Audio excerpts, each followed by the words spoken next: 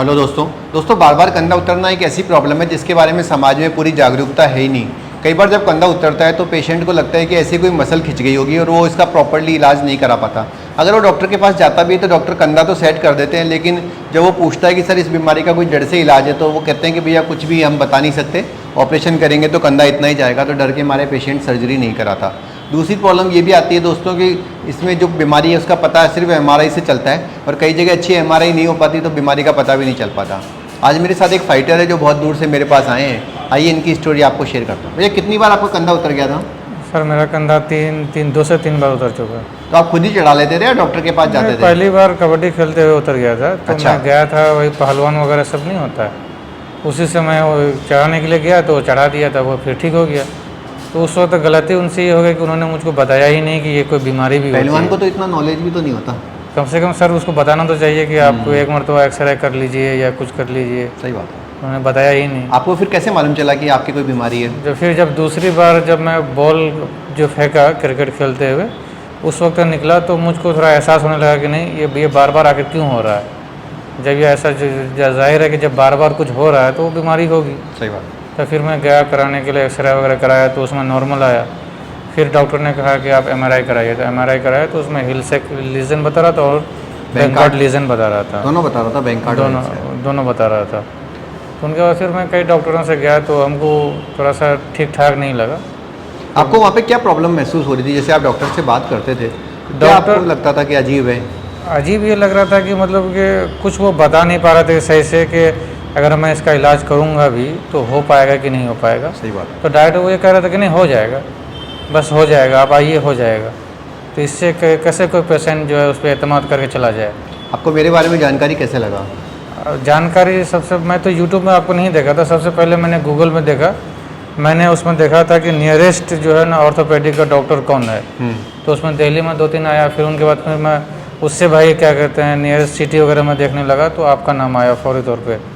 तो फिर मैंने उसमें आपको देखा, आपका एक्सपीरियंस शायद है कि 20 से 22 साल का एक्सपीरियंस बता रहा था उसमें। और आपने मुंबई में बीरू भाई अंबानी के हॉस्पिटल में भी उसमें भी कोकिलाबेन अंबानी हॉस्पिटल। हाँ, तो उनके बाद फिर आपने जर्मनी वगैरह से ये किया। सारी चीज़ को मैंने जब देखा, ऑब्जर्व किया, आप कई जगहों पर असिस्टेंट प्रोफेसर के ओहदे पे रहे हैं, तब मुझको लगा कि नहीं जब इतना बड़ा है तो इसके बाद जाना चाहिए, हमको एक बार दिखाना चाहिए। तभी से फिर मैंने आपको तब फिर आप साइड में जो दिया हुआ था कि आप इसकी वीडियोस को भी देख सकते हैं, तो मैं वीडियो देखा तो वीडियो देख के पता चला, तो वहीं से मुझको नंबर मिला। तो आपके मन में ऐसा नहीं लगा जैसे सोशल मीडिया पे कई बार फेक चीज़ें भी होती है कि हो सकता है कोई नकली वीडियो बना रहा हो? तो सर वो वीडियोस तो देखने से ऐसा आमतौर पर लगता है, मगर जब गूगल वगैरह सर्च किया उनके बाद इतना 5 स्टार जिसको मिला हो, फिर गवर्नमेंट की तरफ से अवार्ड भी मिला हो, राजस्थान गवर्नमेंट की तरफ से शायद है कि आपको अवार्ड है। तो जब इतना अवार्ड वगैरह मिला हो, फिर जर्मनी वगैरह साउथ कोरिया वगैरह सब में जब फेलोशिप पे आपको बुलाया गया हो तो इसमें कैसे ट्रस्ट नहीं कर सकता है। आपका खुद का पर्सनल एक्सपीरियंस कैसा रहा इस जगह के बारे में? पर्सनल एक्सपीरियंस तो बहुत अच्छा रहा। यहाँ कितना पेनफुल ऑपरेशन है ये? नहीं उस वक्त तो पता नहीं चलता, बाद में 1-2 दिन जो ना पता चलता है। तो जाहिर है ये तो नॉर्मल सी चीज़ है, हल्की से कट जाने पर भी जब इंसान को तकलीफ होती है, इसमें तो तकलीफ होगी हल्की। खर्चे का मामले में कैसा लगा अस्पताल? खर्चे के मामले में ठीक है।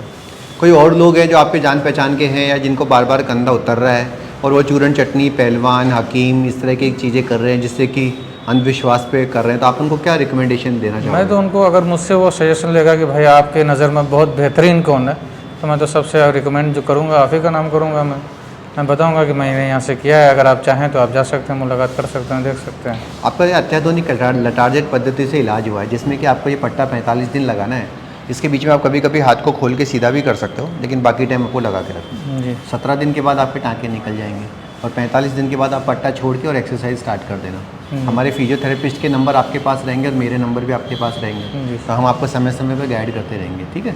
3 महीने में आप लाइट जिम की एक्टिविटी शुरू कर सकते हो और 8 से 9 महीने बाद दोबारा हम जैसे पहले आप गेम खेलते थे वैसे गेम भी खेल सकते हो। ठीक है? मैं आपको इस जगह के चुनाव के लिए बहुत बहुत बधाई देता हूँ। शुक्रिया।